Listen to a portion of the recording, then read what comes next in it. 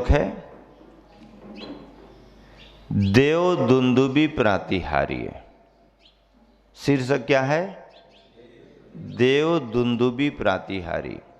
सभी जन उच्चारण करेंगे, अपनी अपनी पुस्तक से मिलान करके उच्चारण करेंगे, एक साथ मिलकर के उच्चारण करेंगे।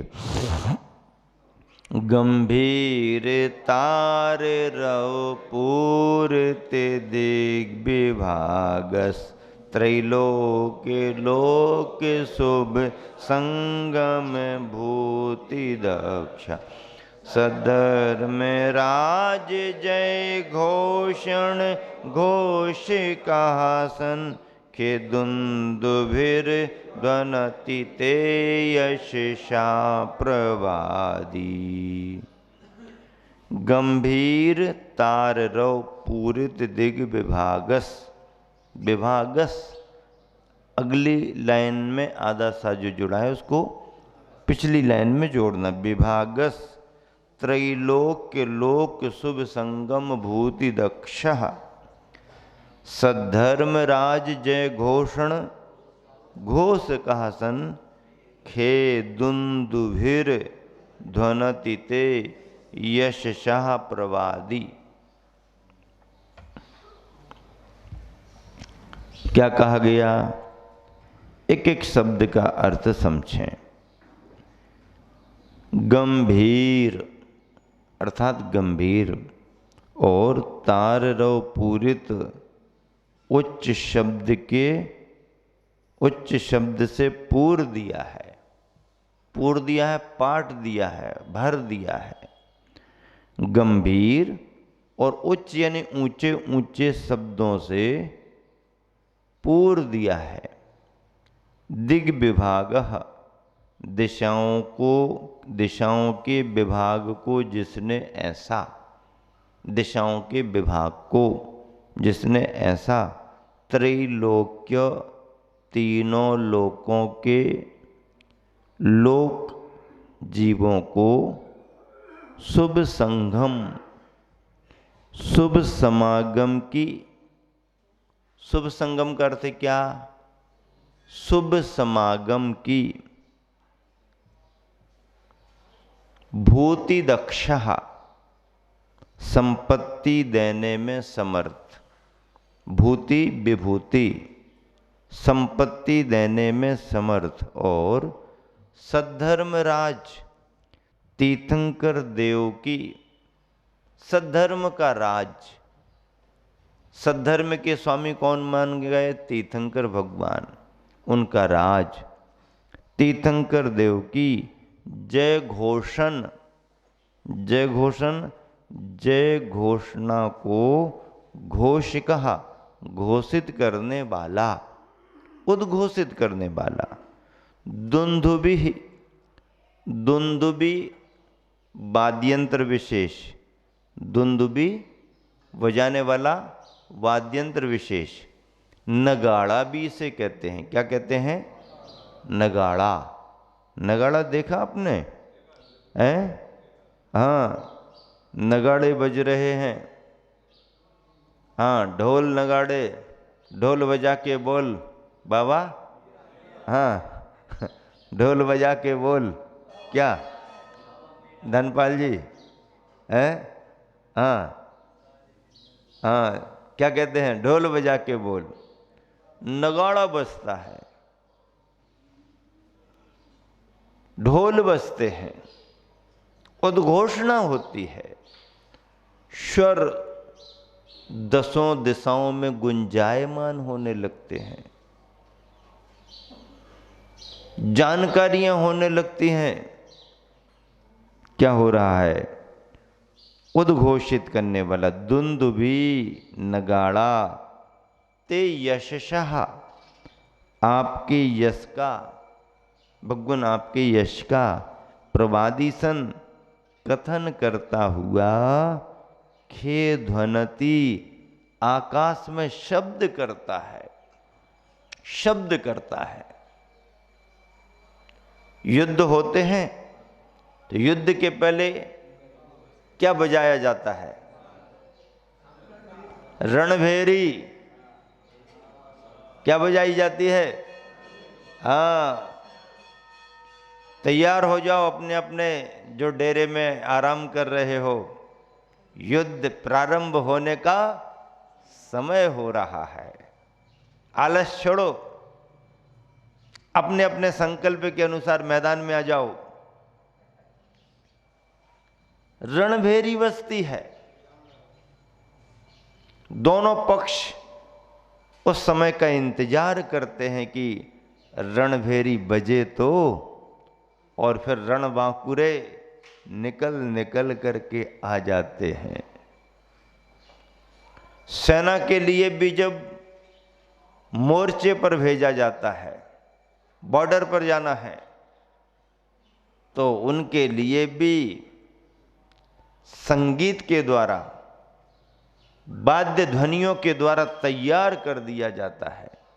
हाँ, 15 अगस्त 26 जनवरी पर परेड होती है, और जब सैनिक चलते हैं, अपनी परेड दिखाते हैं, उस समय उसी तरह के ध्वनियाँ भी जोरदार, बूढ़ा आदमी भी शेर जैसा चाल चलने लगे,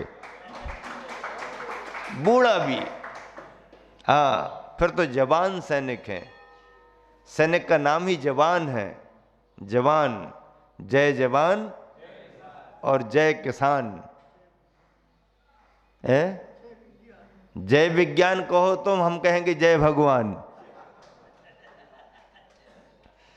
जय जवान, जय किसान, जय विज्ञान तो फिर जय भगवान। विज्ञान के ऊपर भगवान हमेशा से रहे हैं। हाँ, क्योंकि भगवान का विज्ञान इस विज्ञान से भी बड़ा है। बीतराग विज्ञान है भगवान का। हाँ, आधुनिक विज्ञान थोड़ी है, बीतराग विज्ञान। परेड के समय या उसके पहले जब रिहर्सल कराई जाती है, तब देखो तालीम दी जाती है ना। हाँ, तो तालीम के समय उसी तरह से तो सैनिकों के लिए तैयार करने के लिए वाद्य यंत्रों का प्रयोग किया जाता है। ऐसी ध्वनियां निकाली जाती हैं कि उनके अंदर वीर रस आने लगता है। कौन सा रस? हाँ, वीर रस आने लगता है। वीर रस, सैनिक गर्माहट महसूस करने लगते हैं और फिर बॉर्डर की ओर कूच कर जाते हैं। सैनिकों का काफिला निकल जाता है, मोर्चा संभालते हैं। समो शरण में भी समय होते ही नगाड़े बजने लगते हैं, डिंडिम घोष होने लगता है, आवाज पहुंचने लगती है। और जैसे ही आवाज पहुंचती है, आना शुरू हो जाता है। महाराज की आवाज ना जाए तो ये ड्रेस पहने भी दरवाजे के बाहर खड़े बातें करते रहते हैं। अभी आवाज थोड़ी आ रही, अभी महाराज जी थोड़ी आए होंगे, और आवाज आना शुरू हो गई। भले भक्तांबर की ना हो, मेरी भाव नहीं सही। भक्तांबर को तो भी थोड़ा 5 मिनट की देरी है, मेरी भावना की भी आवाज आ गई तो अपने घर की देहरी से जल्दी जल्दी भागने लगते हैं। चलो, प्रारंभ हो गया है। मंदिरों में कार्यक्रम के पहले जो कोई सीडी वीडी कैसेट बजाने की व्यवस्था है, वो इसी का तो प्रतीक है। कार्यक्रम तो प्रारंभ होने में अभी थोड़ा विलंब है, लेकिन कार्यकर्ता पहले जाकर के कैसेट लगा देता है, सीडी बजा देता है, पेन ड्राइव से कुछ चालू कर देता है, तो आवाज आना शुरू हो जाती है। और जहां आवाज में कुछ भजन और कुछ ये और कुछ वो शुरू हो जाते, तो बाहर वाले सोचते, अरे शुरू हो गया, अरे शुरू हो गया, जल्दी जल्दी चलो, शुरू हो गया, शुरू हो गया, जल्दी जल्दी चलो, शुरू हो गया। क्यों? क्यों? क्योंकि उन्हें लगता है आवाज आने लगी। आवाज दो, आवाज देना चाहिए, हाँ आवाज दो, हार्न प्लीज। लेकिन जगह मिलने पर पास दिया जाएगा। लेकिन हारने तो बजाओ ना। अब हारन ही ना बजाओ तो कोई जगह देगा क्या तुमको, साइड देगा क्या? वो तो अपनी मस्ती में जा रहा है, आराम आराम से जा रहा है, आराम से जा रहा है, आनंद से जा रहा है। आपको आगे बढ़ना है ना, तो क्या करो, उसने पहले से लिख के रखा आपके लिए, आप ही को तो लिखा है ना, उसको थोड़ी दिख रहा, वो तो पीछे लिखा है, पीछे वालों के लिए लिखा है। जो पीछे लिखा वो किसके लिए लिखा? आगे वालों के लिए, पीछे वालों के लिए। जो पीछे लिखा गया वो पीछे वालों के लिए है। हॉर्न प्लीज, क्या हॉर्न प्लीज लिखा कि नहीं लिखा? और उसी के नीचे क्या लिखा रहता है? हारने तो आप बजाइएगा, लेकिन जगह मिलने पर पास दिया जाएगा। पासिंग कराएंगे आपकी, लेकिन हमें साइट तो मिले, जगह तो मिले। अब जगह ही नहीं मिल रही और तुम हारन पर हारन देते जा रहे। जगह तो मिले पहले हमको थोड़ा साइड में लगाने की, फिर आपको रास्ता दे देंगे। तो जगह मिलने पर पास दिया जाएगा। मंदिर से एक सूचना निकल गई, सबको पता पड़ जाता। पुराने जमाने में माइक नहीं थे, तो मंदिरों के ऊपरी भाग में बड़े बड़े घंटे लगा दिए जाते थे, और यदि कहीं कोई इमरजेंसी आवश्यकता पड़ गई लोगों को इकट्ठा करने की, कोई आपत्ति का समय दिख रहा है, बचाव सुरक्षा करनी है, तो एक आदमी, जिम्मेदार आदमी, कार्यकर्ता जाके ऊपर फट से घंटे को जोर जोर से बजा देता। गांव के बंधुओं को मालूम हो जाता मंदिर से घंटे की आवाज आ रही, मतलब मंदिर में कोई जरूरत आ गई है। दौड़ दौड़ करके सब मंदिर में आ जाते, संकेत दिए जाते हैं।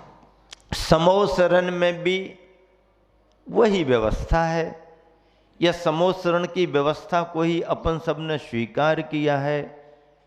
क्या कहा जा रहा है भावार्थ में? यहां पर कहा जा रहा, हे भगवान, जो दसों दिशाओं में गंभीर शब्द कर रहा है, दसों दिशाओं में, चार दिशा, चार विदिशा, ऊपर नीचे, दसों दिशाओं में जो गंभीर शब्द कर रहा है, गंभीर गंभीर घन गर्जना, समुद्र के हिलोरों में जब पानी उठने की आवाज आती है, कितना घरर घरर करता हुआ आता है, गंभीर गर्जना मानी जाती है। गंभीर शब्द कर रहा है।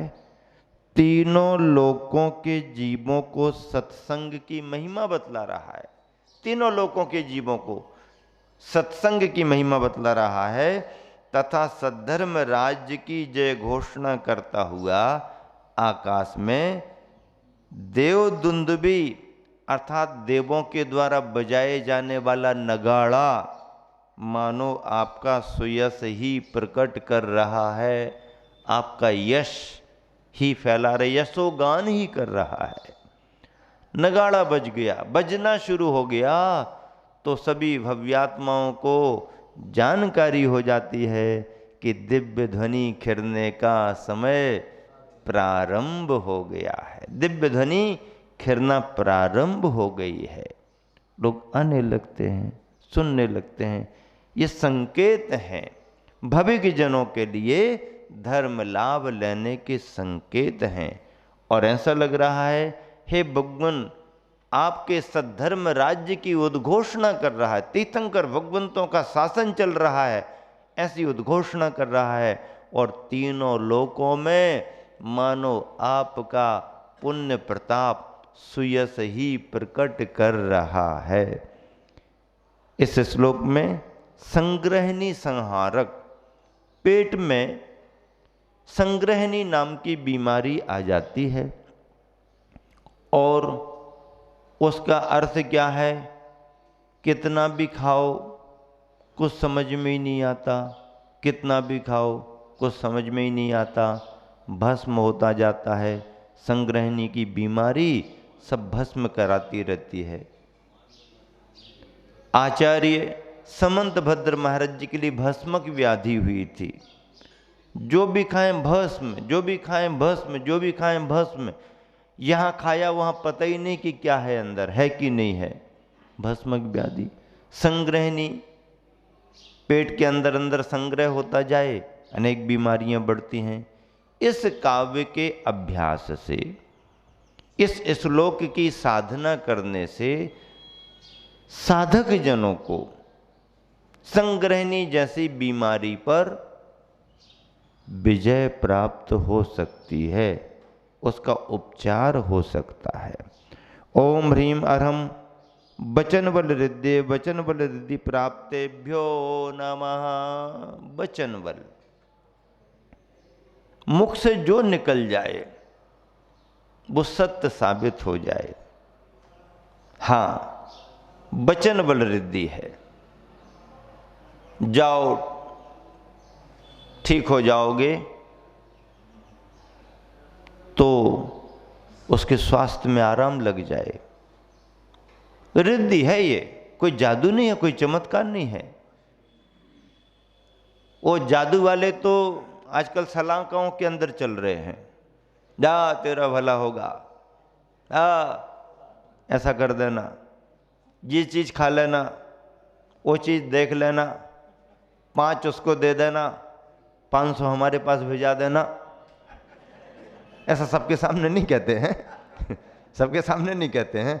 5 उसको दे देना, बाकी जितना बचे हमारे यहाँ भेजा देना, या ऐसा वैसा। ये तो सब बागजाल है, लोगों को प्रलोभन करने के तरीके हैं। और फिर जब इनके भंडाफोड़ होते हैं तो कन्हैया जी की जन्मभूमि में दिखाई देते हैं। कन्हैया जी की जन्मभूमि, कन्हैया, अच्छे शब्द बोलना चाहिए ना। कन्हैया जी की कन्हैया जी तो जन्म से आए थे उस भूमि में। कन्हैया जी बाहर से अंदर नहीं गए। बाहर आने के बाद किसी की मजाल है जो कन्हैया जी को अंदर करा दे। वो तो कान्हा कन्हैया थे, नारायण थे। उनकी दिव्यता, उनकी भव्यता का कौन पार पाएगा। महापुरुष हैं, मोक्षगामी हैं, उनकी बात नहीं कर रहे। वो तो जन्म के समय वहां आए थे। जन्म लेने के बाद, कारनामे करने के बाद जो जाते हैं, उनके प्रति भी अपन अच्छे शब्दों का संबोधन करते हैं कि जब भंडाफोड़ होता है तो कन्हैया जी की जन्म भूमि में दिखाई देते हैं।